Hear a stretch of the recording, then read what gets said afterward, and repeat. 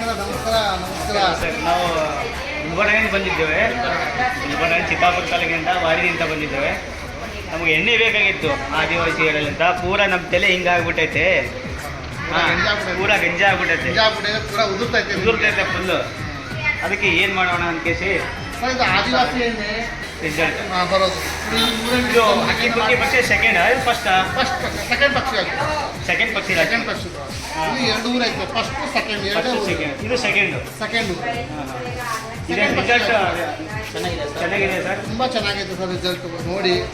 ಬರೀ ಚಿಕ್ಕ ಮಕ್ಕಳಿಂದ ಹಿಡಿದು ದೊಡ್ಡವರು ವಯಸ್ಸಾದವ್ರ ಗಂಟನೂ ಹಾಕ್ಬೋದು. ಬರೀ 15-20 ಸಾಲ ಉದ್ರೋಗ್ಬೋದು, ಕಂಟ್ರೋಲ್ ಆಯ್ತದೆ. ಡ್ಯಾಂಡ್ರಫ್ ರಿಮೂವ್ ಆಯ್ತದೆ. ಒಬ್ಬರು 6 ತಿಂಗಳು ಕೋರ್ಸ್ ಮಾಡಲೇಬೇಕು. ಅವ್ರಿಗೆ ದಟ್ಟವಾಗಿ ನೋಡಿ, ಇದು 2 ತಿಂಗಳು ದಟ್ಟವಾಗಿ ಮಲವಾಗಿ ಬೆಳಿಬೇಕಾದ್ರೆ ಇದು ಎಣ್ಣೆದು ನಾವು ಮಾಡಿದ ಎಣ್ಣೆ ಅಲ್ಲ, ಇದು ನಮ್ಮ ಪೂರ್ವಜರು ಮಾಡಿದ ಎಣ್ಣೆ ಇದು. ಸರ್ ನೋಡಿ ಸರ್, ನಿಮ್ಮ ಕಸ್ಟಮರ್ಗೆ ನೀವು ಬಂದಿದ್ದೀರಿ. ಈಗ ನಮ್ಮದು ಬ್ಯೂಟಿಷಿಯನ್ ಇದೆ. ನಮ್ಮ ಚಿತ್ತಾಪುರದಲ್ಲಿ ಬ್ಯೂಟಿಷಿಯನ್ ಕಟಿಂಗ್ ಶಾಪ್ ಇದೆ. ಕಟಿಂಗ್ ಶಾಪ್ ಇದೆ. ನಾವು ಇನ್ನೊಬ್ಬ ಕಸ್ಟಮರಿಗೆ ನೋಡೋ, ನನಗೆ ಈಗ ಈ ಥರ ಆಗಿದೆ, ನಾ ಹಚ್ಕೊಂಡೆ ಇನ್ನೊಬ್ರಿಗೆ ತೋರಿಸ್ಬೇಕಲ್ಲ, ಅದಕ್ಕೆ ಹೇಳ್ತಾ ಇರೋದು ಸರ್. ನಿಮಗೆ ನಾವೇನು ಮಾಡ್ತೀವಿ, ಕೋರ್ಸ್ ಮಾಡಬೇಕು. ನಿಮ್ಗೆ ಏನು ಮಾಡಬೇಕಂದ್ರೆ ವಾರಕ್ಕೆ 2 ಸತಿ ಇದು ಬೋಳಿಸ್ಬೇಕು. ನೀವು ಬೋಳಿಸ್ಬೇಕು.